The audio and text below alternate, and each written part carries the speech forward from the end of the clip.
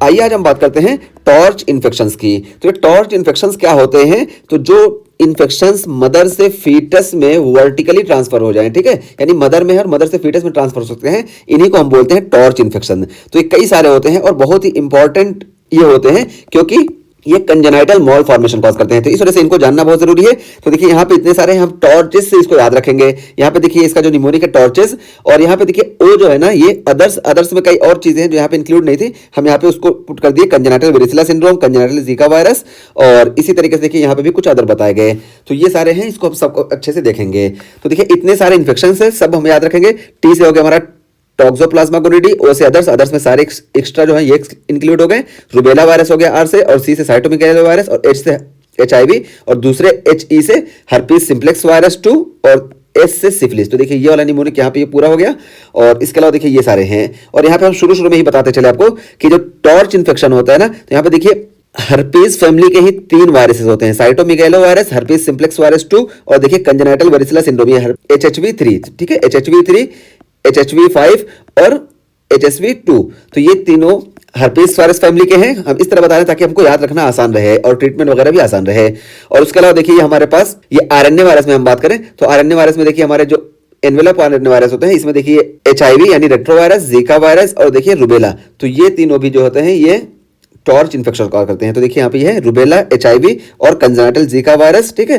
तो ये हो गए हमारे आरएनए वायरसेस और इन्वेलप, और जबकि ये तीनों की हम बात किए थे, ये तीनों डीएनए वायरसेस थे और ये भी इन्वेलप थे, ठीक है। और उसके अलावा देखिए टॉक्सोप्लाज्मा गोनिडी है, तो ये हमारा पैरासिटिक इन्फेक्शन है और ये प्रोटोजोआ की वजह से होता है। और उसके अलावा सिफिलिस है, तो देखिए सिफिलिस ये बैक्टीरियल इन्फेक्शन है जो कि ग्राम स्टेन निगेटिव है, और ये स्पाइरोकीट ट्राइपेनोमा पैलिडियम की वजह से होता है। तो ये हम ओवरऑल बता दिए। अब देखिए हम सबकी बात करते हैं। तो सबसे पहले देखिए यहाँ बताया गया कि टॉर्च इन्फेक्शंस कौन कौन से होते हैं। तो देखिए टॉर्च इन्फेक्शंस, तो देखिए माइक्रोब दैट में पास फ्रॉम मदर टू फीटस, तो मदर से फीटस में जो ट्रांसफर होंगे उसी को हम टॉर्च इन्फेक्शन बोलते हैं, यानी वर्टिकल ट्रांसफर हम शुरू में ही बता दिए। और देखिए यहाँ पे है 2 तरह से इसका ट्रांसमिशन हो सकता है। एक तो ये प्लासेंटा के थ्रू ट्रांसमिट हो जाए, यानी मदर से फीटस में प्लासेंटा के थ्रू आ जाए, और दूसरा ये होता है कि वेजाइनल डिलीवरी, यानी डिलीवरी के टाइम पे ये मदर से फीटस में चले जाएं, ठीक है। तो 2 टाइप के होते हैं, लेकिन मोस्ट कॉमनली हमको जो देखने को मिलता है ये ट्रांसप्लासेंटल देखने को मिलता है, ठीक है। और वेजाइनल डिलीवरी में हमको HSV2 वेजाइनल डिलीवरी में हमको देखने को मिलता है मोस्ट कॉमनली। तो ये हो गया यहाँ पे मोड ऑफ ट्रांसमिशन के। और यहाँ पे देखिए non specific sign common to many TORCH infection include hepatosplenomegaly, jaundice, thrombocytopenia and growth restriction, यानी IUGR, ठीक है। तो ये देखिए ये यहाँ पे कॉमन सिम्टम बताए जा रहे हैं जो कि किसी स्पेसिफिक नहीं होगा, सब में हमको लगभग देखने को मिलता है। तो ये नॉन स्पेसिफिक कॉमन सिम्टम होते हैं कौन कौन से? तो देखिए हिपेटोस्प्लिनोमेगाली, जॉइंडिस, थ्रोम्बोसाइटोपेनिया और IGUR, इंट्रायूट्राइन ग्रोथ रिस्ट्रिक्शन, ठीक है। और ये IUGR जो है ना, ये मोस्ट कॉमन एंटीनेटल कॉम्प्लिकेशन है, ठीक है, IUGR। तो ये सारे हमको नॉन स्पेसिफिक साइन देखने को मिलते हैं कॉमनली। और उसके बाद फिर देखिए बताया गया कि अदर्स में यहाँ पे कौन कौन से हैं। तो अदर्स में देखिए other important infectious agent include streptococcus agalactiae, तो स्ट्रेप्टोकोकस एगेलेक्टी ये भी टॉर्च इन्फेक्शन कॉज कर सकता है, और ई कोलाई और लिस्टीरिया मोनोसाइटोजेंस, तो ये तीनों जो होते हैं ये भी टॉर्च इन्फेक्शन कॉज कर सकते हैं। और अदर में देखिए हम यहाँ पे बता दिए कि ये कंजेनाइटल वेरिसिला सिंड्रोम और कंजेनाइटल जीका वायरस, ठीक है। तो ये भी अदर में हमारे आ गए। और उसके बाद फिर देखिए बताया गया कि ये जो तीनों हैं स्ट्रेप्टोकोकस एगेलेक्टी, ई कोलाई और लिस्टीरिया मोनोसाइटोजेंस, ये तीनों जो होते हैं ये मेनिंजाइटिस कॉज करते हैं न्यूनेट में। तो ये हो गई। और यहाँ पे देखिए एक और क्या है, पार्वोवायरस B19। तो देखिए पार्वोवायरस B19 कॉज हाइड्रॉप्स फिटेलिस, ठीक है। तो ये देखिए पार्वोवायरस B19 ये भी टॉर्च इन्फेक्शन कॉज करता है, और ये हाइड्रॉप्स फिटेलिस कॉज करता है। और इसका ट्रांसमिशन ना मोस्ट कॉमनली हमको सेकंड ट्राइमेस्टर में देखने को मिलता है। और ये देखिए ये 13 to 16 वीक के बीच में मोस्ट कॉमनली हमको ट्रांसमिटेड होते दिखता है, ठीक है। क्योंकि मदर अगर इस बीच में इन्फेक्टेड हो रही है तब इसका बहुत ज्यादा चांस होता है। और इस बीच में अगर इन्फेक्शन हो रहा है तो यहाँ पे देखिए हमारा लीवर जो होता है, मींस फीटस का जो लीवर होता है, ये हिमेटोपोइटिक ऑर्गन का काम करता है। इस वजह से ये लीवर पे अटैक कर देता है, और जब लीवर पे अटैक होता है तो हमको हाइड्रॉप्स फिटेलिस देखने को मिलता है, ठीक है। तो हाइड्रॉप्स फिटेलिस पारोवायरस B19 के केस में इस वजह से मोस्ट कॉमनली देखने को मिलता है। देखिए यहाँ पे इसको लिख भी दिए कि maternal infection between 13 to 16 week, तो यहाँ पे देखिए लीवर हिमेटोपोइसिस चलती है, इसी वजह से हाइड्रॉप्स फिटेलिस का चांस हमको बहुत ज्यादा देखने को मिलता है। तो ये तो हो गया हमारा ओवरऑल इंट्रोडक्शन। अब हम बात करते हैं सबसे पहले टॉक्सोप्लाज्मा गोनिडी की। तो देखिए टॉक्सोप्लाज्मा गोनिडी हम यहाँ पे लिख दिया कि ये प्रोटोजोअल इन्फेक्शन है, और ये देखिए कैट फिशीज और injection of under cooked meet, ठीक है। तो ये कैट फिशेज या अंडर कुक्ड मीट के इंजेक्शन से होता है। और हमको ना जब टॉर्च इन्फेक्शन कहीं भी हमको दिखेगा और उसमें अगर कैट का इन्वॉल्वमेंट देखने को मिला तो हम सीधा सोच लेंगे कि ये टॉक्सोप्लाज्मा गोनोरिया है, ठीक है। तो ये एक बहुत बड़ा क्लू है कि ये टॉक्सोप्लाज्मा गोनोरिया की बात की जा रही है। और यहाँ पे देखिए मैटरनल मैनिफेस्टेशन की बात की जा रही है, तो मैटरनल में हमको क्या देखने को मिलेगा, यूजुअली एसिम्प्टोमेटिक होंगे, लेकिन लिम्फ एडिनोपैथी भी देखने को मिल सकती है कभी कभी। तो ये मैटरनल मैनिफेस्टेशन हो गए। और नियोनेट में हमको क्या देखने को मिलेगा, तो देखिए नियोनेट में हमको कंजेनाइटल टॉक्सोप्लाज्मोसिस देखने को मिलेगा, ठीक है। तो कंजेनाइटल टॉक्सोप्लाज्मोसिस में हमको क्लासिकल ट्रायड देखने को मिलता है। और क्लासिकल ट्रायड में देखिए हमको कोरियोरेटिनाइटिस, हाइड्रोसिफेलस और इंट्राक्रेनियल कैल्सिफिकेशन, ये तीन चीज हमको देखने को मिलती है, ठीक है। तो इसी को हम बोलते हैं classical triad of the congenital toxoplasmosis. तो ये होगा हमारा क्लासिकल ट्रायड। और यहाँ पे देखिए हाइड्रोसिफेलस, ये यूनिक फाइंडिंग होती है इसकी, ठीक है, कंजेनाइटल टॉक्सोप्लाज्मोसिस की। और यहाँ पे देखिए positive negative blueberry muffin rash, ठीक है। तो ब्लूबेरी मफिन रैश यहाँ पे हमको देखने को मिल सकता है और नहीं भी देखने को मिल सकता है, ठीक है। तो ये प्रेजेंट भी हो सकता है, नहीं भी प्रेजेंट हो सकता है। और ये देखिए ब्लूबेरी मफिन रैश, ये देखिए ऐसे ऐसे होता है, ये देखिए, ठीक है। इसको हम बोलते हैं ब्लूबेरी मफिन रैश, ठीक है। ये हो गया ब्लूबेरी मफिन रैश। और उसके बाद फिर यहाँ पे हम डायग्नोसिस की बात करें तो देखिए आईजीएम या आईजीए एंटीबॉडी को हम चेक करते हैं एलाइजा के जरिए, ठीक है। तो ये शो करती है कि करंट इन्फेक्शन हुआ है, आईजीएम खासतौर से। तो इस तरीके से इसको हम डिटेक्ट कर लेते हैं। और उसके बाद फिर देखिए हम यहाँ पे ट्रीटमेंट की बात करें तो देखिए इन्फेक्टेड मदर को ट्रीट करने के लिए ना हम स्पाइरोमाइसिन देते हैं, ठीक है। तो स्पाइरोमाइसिन देते हैं, ड्रग ऑफ चॉइस होती है, लेकिन ये स्पाइरोमाइसिन ना ये प्लासेंटा को क्रॉस नहीं कर सकती। इस वजह से अगर यहाँ पे हम बात करें तो ये फीटस को बिल्कुल नहीं बचाएगी, बस मदर में क्या होगा कि इसको कम कर देगी, जिसकी वजह से हमको ट्रांसमिशन का रिस्क कम देखने को मिलेगा। बाकी अगर फीटस में इन्फेक्शन हुआ ना, चाइल्ड में इन्फेक्शन हुआ है, तो इसको ट्रीट करने के लिए ना हम पायरामिथामीन और सल्फाडायाजीन देते हैं, ठीक है। तो पायरामिथामीन और सल्फाडायाजीन देते हैं। और ये फॉलिक एसिड एंटागोनिस्ट होती है। इस वजह से जब हम पायरामिथामीन और सल्फाडायाजीन देंगे तो यहाँ पे हम इसके साथ साथ फॉलिक एसिड भी देते हैं, ठीक है, ताकि इसका जो एंटागोनिस्ट वाला इफेक्ट है इसको हम कंपनसेट कर सके। देखिए यहाँ पे लिख दिए कि to prevent bone marrow suppression, तो बोन मैरो सप्रेशन को रोकने के लिए हम फॉलिक एसिड देते हैं क्योंकि ये एंटागोनिस्ट होती हैं। तो इस तरीके से ये हमारा टॉक्सोप्लाज्मा गोनोरिया का टॉपिक कंप्लीट हुआ। और उसके बाद फिर अदर्स में हम बात करते हैं, तो अदर्स को भी हम सबसे लास्ट में बात करते हैं, ठीक है। तो अदर्स की हम सबसे लास्ट में बात करेंगे। और अब रूबेला की बात करते हैं। तो देखिए रूबेला क्या होता है, ये कैसे इन्फेक्ट होता है, तो देखिए ये रेस्पिरेटरी ड्रॉपलेट के थ्रू ये ट्रांसमिट होता है। और उसके बाद फिर देखिए यहाँ पे मैटरनल मैनिफेस्टेशंस में रैश, लिम्फ एडिनोपैथी, पॉलीअर्थराइटिस और पॉलीअर्थ्रेल्जिया, तो ये सारे हमको मैटरनल मैनिफेस्टेशंस देखने को मिलते हैं।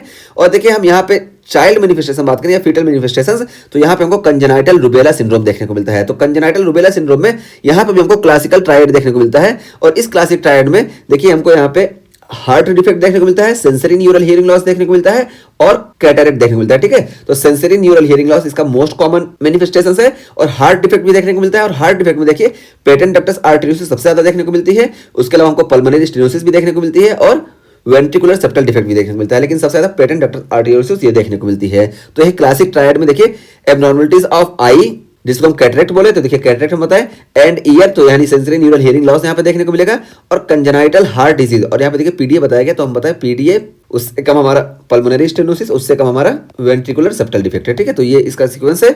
और यहाँ पे भी देखिए ब्लूबेरी मफिन रैश जो है ये प्रेजेंट भी हो सकते हैं, नहीं भी प्रेजेंट हो सकते हैं। तो ये क्लासिकल हमारे ट्रायड हो गए। और देखिए इसको हम कैसे याद रखेंगे, तो देखिए आई लव रबी ईयररिंग्स, तो ये लड़कियों के लिए और आसान है याद करना। आई से हो गया आई, यानी हमको कैटरेक्ट देखने को मिलेगा। और रबी से हो गया, यानी हमको यहाँ पे रूबेला का इन्फेक्शन देखने को मिलेगा।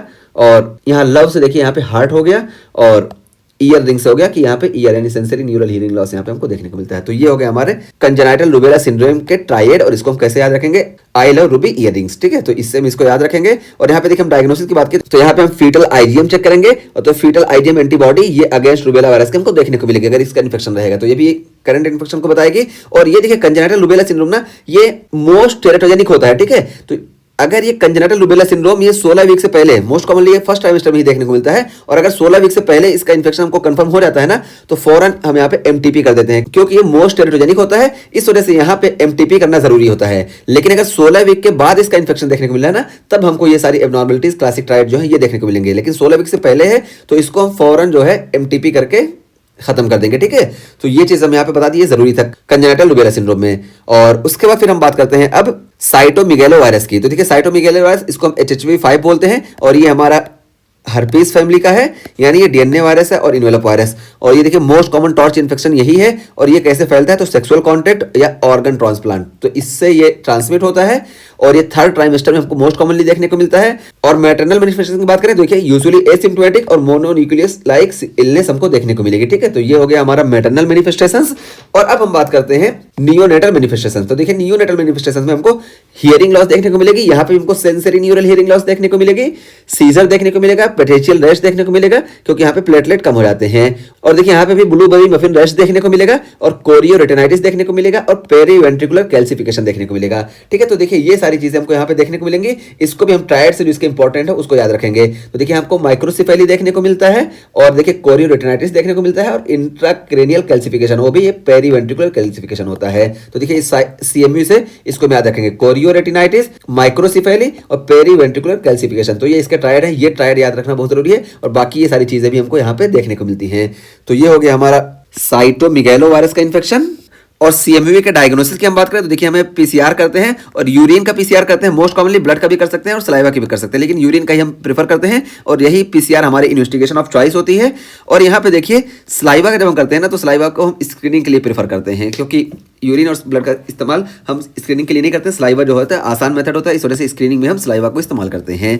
और यहाँ पे देखिए ट्रीटमेंट में ड्रग ऑफ चॉइस जो होगी हमारी ये गैनसाइक्लोविर होगी। ठीक है, तो गैनसाइक्लोविर ये 6 वीक IV और 6 मंथ ओरल देते हैं। तो ये सारी चीजें हम एक्स्ट्रा लिख दी हैं, बाकी हमको सिर्फ जो यहाँ पे चीजें थी वो बता दिए और जो इंपॉर्टेंट चीजें थी उसको भी हम यहाँ पे इंक्लूड करते चल रहे हैं। ठीक है, तो यहाँ पे गैनसाइक्लोविर याद रखना जरूरी है और बाकी डोसेज याद रखना ये आपकी मर्जी। ठीक, तो अब साइटोमेगालो वायरस के बाद हम बात करते हैं HIV की। तो देखिए HIV सेक्सुअल कॉन्टैक्ट और निडल स्टिक से ये ट्रांसमिट होता है। और ये देखिए मैटरनल मैनिफेस्टेशन तो वेरिएबल होगा presentation depending on CD4 cell count. तो CD4 सेल काउंट के बेसिस पे ये डिपेंड होता है कि इसका मैटरनल मैनिफेस्टेशन क्या देखने को मिलेगा। और इसमें हमको इम्यूनोडिफिशियंसी भी देखने को मिलती है, तो इम्यूनोडिफिशियंसी देखने को मिलेगी, लेकिन CD4 काउंट पे डिपेंड होता है कितना होगा। तो HIV पे हम अलग से बात करने वाले हैं, तो वहाँ पे हम बताएंगे और इस पे डिटेल में। और यहाँ पे देखिए जब इम्यूनोडिफिशियंसी होगी इस वजह से रिकरेंट इन्फेक्शन देखने को मिलेगा और क्रोनिक डायरिया देखने को मिलेगा। तो ये हो गया हमारा HIV इन्फेक्शन। और उसके बाद फिर हम बात करते हैं हर्पीस सिम्प्लेक्स वायरस 2। तो देखिए हर्पीस सिम्प्लेक्स वायरस 2 ये हर्पीस इन्फेक्शन कॉज करता है और देखिए ये भी हमारे हर्पीस फैमिली का वायरस है। और यहाँ पे देखिए इसके ट्रांसमिशन की बात की जा रही है कि स्किन और म्यूकस मेम्ब्रेन कॉन्टेक्ट, ठीक है, स्किन या म्यूकस मेम्ब्रेन के कॉन्टेक्ट से फैलता है। और यहाँ पे देखिए इसी वजह से इसका जो है इंट्रापार्टम या ड्यूरिंग बर्थ इसका हमको ट्रांसमिशन देखने को मिलता है। ठीक है, तो वजाइनल डिलीवरी के टाइम पे, तो ये शुरू में ही हम बता क्या है। और यहाँ पे देखिए यूजुअली एसिम्प्टोमेटिक होती है मदर्स, लेकिन मदर्स में हमको हर्पेटिक लीजन्स भी देखने को मिल सकते हैं। ठीक है, तो हर्पेटिक लीजन्स यानी हर्पिस जेनाइटैलिस हमको देखने को मिलेगा। और यहाँ पे देखिए multiple painful vesicle on vulva देखने को मिलेगा और बॉडी के दूसरे पार्ट में हमको कोई लीजन्स नहीं देखने को मिलेंगे। ठीक है, तो यहाँ पे यही है कि कोई रैश नहीं देखने को मिलेगा, सिर्फ वल्वा पे हमको मल्टीपल पेनफुल वेसिकल देखने को मिलेंगे। तो ये हो गया हमारा हर्पिस जेनाइटैलिस जो कि मैटरनल मैनिफेस्टेशन है। और उसके बाद हम यहाँ पे चाइल्ड मैनिफेस्टेशन की बात करें तो देखिए यहाँ पे नियोनेट में हमको मेनिंजियोएंसेफेलाइटिस देखने को मिलता है, हर्पेटिक लीजन्स देखने को मिलते हैं। तो यहाँ पे जो हर्पेटिक लीजन्स होते हैं तो देखिए स्किन लीजन, आई लीजन्स और मैक्युलोक्यूटेनियस लीजन। ठीक है, तो ये सारे हर्पेटिक लीजन्स हमको चाइल्ड मैनिफेस्टेशन में देखने को मिलते हैं। जबकि हम मैटरनल मैनिफेस्टेशन में बात करें तो यहाँ पे हर्पेटिक लीजन्स में हमको मल्टीपल पेनफुल वेसिकल्स देखने को मिलते हैं वल्वा पे। ठीक है, तो ये चीज हुई। और ये देखिए ये वजाइनल डिलीवरी के थ्रू सेपरेट होता है। तो इसके मोड ऑफ डिलीवरी की बात करें तो सी सेक्शन हम करते हैं। ठीक है, तो सी सेक्शन करते हैं अगर एक्टिव जेनाइटल हर्पीज इन्फेक्शन है। ठीक है, तो अगर किसी फीमेल में एक्टिव जेनाइटल हर्पीज इन्फेक्शन है तो इसमें हम सी सेक्शन करते हैं। या देखिए प्रोड्रोमल सिम्टम्स। ठीक है, तो प्रोड्रोमल सिम्टम्स जैसे ये देखिए वल्वल पेन या बर्निंग या सेंसेशन, तो बताया ना कि यहाँ पे हमको वल्वा का इन्वॉल्वमेंट देखने को मिलता है। इसी वजह से अगर एक्टिव इन्फेक्शन है या वल्वा में हमको प्रोड्रोमल सिम्टम देखने को मिले तब भी यहाँ पे हम सी सेक्शन ही करेंगे, वजाइनल डिलीवरी नहीं करेंगे, क्योंकि वजाइनल डिलीवरी के थ्रू ये सेपरेट होता है। और यहाँ पे देखिए वजाइनल डिलीवरी हम कब करेंगे, if active genital herpes is not present. अगर एक्टिव जेनाइटल हर्पीज इन्फेक्शन नहीं प्रेजेंट है तब भी हम वजाइनल डिलीवरी पे जाएंगे। तो ये रीजन बिल्कुल साफ है क्योंकि ये वजाइनल डिलीवरी से सेपरेट होता है। ठीक है, तो इस वजह से हमें यहाँ पे मोड ऑफ डिलीवरी भी बता दिया कि कैसे करेंगे। और फिर डायग्नोसिस की हम बात करें तो यहाँ पे देखिए टी-ज़ैंक-सिमियर करते हैं डायग्नोसिस में। और यहाँ पे ड्रग ऑफ चॉइस हमारी जो होती है एसाइक्लोवीर होती है। तो ये चीज़ हो गई हमारी हर्पीज सिम्प्लेक्स वायरस 2 के बारे में। और अब हम बात करते हैं सिफिलिस की। तो देखिए सिफिलिस ये सेक्सुअल कॉन्टैक्ट से सेपरेट होता है, ये सेक्सुअली ट्रांसमिटेड इन्फेक्शन है, सेक्सुअली ट्रांसमिटेड डिजीज। और यहाँ पे देखिए हमको मैटरनल मैनिफेस्टेशन में हमको कैंकर देखने को मिलते हैं और डिसएमिनेटेड रैश देखने को मिलती है। ठीक है, तो इसको हम प्राइमरी बोलते हैं और इसको सेकेंडरी बोलते हैं। तो ये 2 स्टेजेस होती है, प्राइमरी और सेकेंडरी। और ये क्या है, are the 2 stages likely to result in foetal infection. तो ये दोनों स्टेज क्या होती है, ये फीटल इन्फेक्शन कॉज करती हैं। तो मैटरनल मैनिफेस्टेशन में यहाँ पे ये सारी चीज़ हुई। और सिफिलिस की हम अलग से बात करके आए हैं कि हमको वहाँ पे सिफिलिस में क्या क्या देखने को मिलेगा। ठीक है, तो ये चीज़ हुई। अब देखिए यहाँ पे सिफिलिस ये चाइल्ड में क्या करता है, नियोनेट में क्या करता है। तो देखिए बहुत इंपॉर्टेंट चीज़ है। तो देखिए नियोनेट्स में ये often result in still birth. तो ये स्टिल बर्थ कॉज कराता है और रिकरेंट एबॉर्शन बहुत ज्यादा होता है इससे। ठीक है, तो रिकरेंट एबॉर्शन में सिफिलिस का बहुत ज्यादा रोल होता है, कंजेनिटल सिफिलिस का। और यहाँ पे देखिए रिकरेंट एबॉर्शन होता है, लेकिन अगर फीटस सर्वाइव भी कर गया ना, तो यहाँ पे हमको हाइड्रॉप्स फिटालिस का चांस देखने को मिलता है। और उसके अलावा क्या क्या देखने को मिलता है, तो देखिए प्रेजेंट विद फेशियल एबनॉर्मेलिटीज, तो फेशियल एबनॉर्मेलिटीज देखने को मिलेंगे, जैसे notch teeth, saddle nose, rhinitis, short maxilla और सेबरसिन और क्रेनियल नर्व एट्थ डिफनेस। तो देखिए ये सारे हम यहाँ पे इस पे टाइम नहीं वेस्ट कर रहे हैं, क्योंकि हम कंजेनाइटल सिफिलिस पे अलग से बात कर चुके हैं। वहाँ पे ये सारे हम अलग से सबका इमेज दिखा के बात किए हैं, तो आप सिफिलिस के टॉपिक में जाके इसको बहुत अच्छे से देख लें, वहाँ पे सारी चीज़ें आपको दिख जाएंगी। कंजेनाइटल सिफिलिस में सबका हम इमेज दिखाए हैं, ठीक है। तो ये सारी चीज़ें हमको देखने को मिलेंगी अगर एबॉर्शन नहीं हुआ तब, ठीक है। एबॉर्शन हो गया तो कोई बात ही नहीं, और इसमें रिकरेंट एबॉर्शन हमको देखने को मिलता है सिफिलिस इन्फेक्शन में, तो इसको हम कंजेनाइटल सिफिलिस बोलते हैं। इसकी अलग से हम बात कर चुके हैं। और यहाँ पे देखिए जो हमको ट्रायड देखने को मिलता है, इसको हम बोलते हैं हचिंसन्स ट्रायड। और हचिंसन्स ट्रायड में हमको sensory neural hearing loss, interstitial keratitis और हचिंसन्स टीथ देखने को मिलता है। तो ये इसका ट्रायड हो गया, हचिंसन्स ट्रायड जिसको हम बोलते हैं। तो ये हमारे बुक में जितना दिया गया था लगभग वो हम सारा कंप्लीट कर दिया, ठीक है। तो हमारी बुक में टॉर्च इन्फेक्शन जितने थे सारे कंप्लीट कर दिए, लेकिन यहाँ पे देखिए दो इंपॉर्टेंट बचे, इसको भी हम यहाँ पे बता दे रहे हैं। तो देखिए कंजेनाइटल वेरिसिला सिंड्रोम, तो देखिए ये भी हर्पीज वायरस की फैमिली से है, और HHV3 इसको हम बोलते हैं कंजेनाइटल वेरिसिला सिंड्रोम। ये देखिए हर्पीज जोस्टर वायरस कॉज करता है, ठीक है। तो हर्पीज जोस्टर वायरस ये कंजेनाइटल वेरिसिला सिंड्रोम कॉज करता है, और ये भी देखिए मोस्ट कॉमनली सेकंड ट्राइमेस्टर में ट्रांसमिट होता है। और इसके क्लिनिकल मैनिफेस्टेशंस की हम बात करें तो देखिए हमको cerebral atrophy, microcephaly, lymph hypoplasia और किकैटिक्स देखने को मिलता है। तो ये सारे इसके क्लिनिकल मैनिफेस्टेशंस हो गए। और ड्रग ऑफ चॉइस की बात करें, देखिए एसाइक्लोविर ड्रग ऑफ चॉइस होगी, क्योंकि हर्पीज है, ठीक है। तो हर्पीज में देखिए हम यहाँ पे भी बात करके आए थे कि इसकी ड्रग ऑफ चॉइस यहाँ पे हमारी एसाइक्लोविर होगी। बस साइटोमेगालो वायरस के लिए यहाँ पे हम गैनसाइक्लोविर का इस्तेमाल करते हैं, ठीक है। बाकी इन दोनों में एसाइक्लोविर का हम इस्तेमाल करते हैं एज ड्रग ऑफ चॉइस, और साइटोमेगालो वायरस में हम गैनसाइक्लो। तो सी और जी देखिए एक ही तरह है, इस वजह से याद रखेंगे सी और जी एक ही तरह है, इस वजह से इसमें एक ही तरह के ड्रग्स हैं। और बाकी यहाँ पे इन दोनों में हमारी एसाइक्लोविर ड्रग ऑफ चॉइस होगी। और उसके बाद फिर हम बात करते हैं कंजेनाइटल जीका वायरस की। तो देखिए कंजेनाइटल जीका वायरस ये वेक्टर बॉर्न होता है, और यहाँ पे देखिए एडीज एजिप्टी मॉस्किटो इसका वेक्टर होता है, और इन्फेक्टेड मदर, ठीक है। तो ये सबसे पहले मदर को इन्फेक्ट करेगा, फिर बेबी को इन्फेक्ट करेगा, फिर ये सीएनएस में सेपरेट हो जाता है। और ये देखिए मोस्ट कॉमनली फर्स्ट ट्राइमेस्टर में हमको देखने को मिलता है, ठीक है। तो फर्स्ट ट्राइमेस्टर में हमको ये देखने को मिलता है। और इसके क्लिनिकल फीचर की बात करें तो देखिए स्कल माल फॉर्मेशन, आई माल फॉर्मेशन, लिम्ब माल फॉर्मेशन और सेंसरी न्यूरल हियरिंग लॉस, तो ये सब हमको देखने को मिलेगा। तो इस तरीके से हमारा टॉर्च इन्फेक्शन का टॉपिक कंप्लीट हुआ। और यहाँ पे देखिए हम बताया कि हमारा टॉक्सोप्लाज्मा गोनोरिया और साइटोमेगालो वायरस का इन्फेक्शन मोस्टली हमको थर्ड ट्राइमेस्टर में देखने को मिलता है, जबकि रुबेला का और कंजेनाइटल जीका वायरस इन्फेक्शन का ट्रांसमिशन हमको मोस्ट कॉमनली फर्स्ट ट्राइमेस्टर में देखने को मिलता है। और कंजेनाइटल वेरिसिला सिंड्रोम का इन्फेक्शन हमको मोस्ट कॉमनली सेकंड ट्राइमेस्टर में देखने को मिलता है। और इसी तरीके से पार्वो वायरस B19 का इन्फेक्शन भी हमको सेकंड ट्राइमेस्टर में देखने को मिलता है। तो ये हम ट्रांसमिशन बता दिए किस ट्राइमेस्टर में हमको देखने को मिलता है। और ये देखिए इमेज हम यहाँ पे बताएं कि ये देखिए कंजेनाइटल रुबेला सिंड्रोम में हमको कैटरेक्ट देखने को मिलता है। तो देखिए यहाँ पे कैटरेक्ट दिखाया गया है, ये देखिए कैटरेक्ट, ये देखिए कैटरेक्ट यहाँ पे भी प्रेजेंट है और यहाँ पे भी। तो कंजेनाइटल रुबेला सिंड्रोम में हमको कैटरेक्ट देखने को मिलता है। इसी तरीके से ये देखिए ये पेरीवेंट्रिकुलर कैल्सिफिकेशन दिखाया गया है, और ये हमको देखने को मिलता है साइटोमेगालो वायरस इन्फेक्शन में, ठीक है। तो साइटोमेगालो वायरस इन्फेक्शन में हमको पेरीवेंट्रिकुलर कैल्सिफिकेशन देखने को मिलता है, ठीक है। तो ये पेरीवेंट्रिकुलर कैल्सिफिकेशन में यहाँ पे दिखा दिए। और बाकी देखिए सेंसरी न्यूरल हियरिंग लॉस इसमें भी देखने को मिलता है, इसमें भी देखने को मिलता है। और यहाँ पे देखिए हम बताएं कि इसमें भी हमको सेंसरी न्यूरल हियरिंग लॉस देखने को मिलता है। तो ये हम जब क्वेश्चन जितना सॉल्व करेंगे ना उतना हमको याद होते जाएगा, और उस बेसिस पे हमारा ये कॉन्सेप्ट क्लियर होता जाएगा।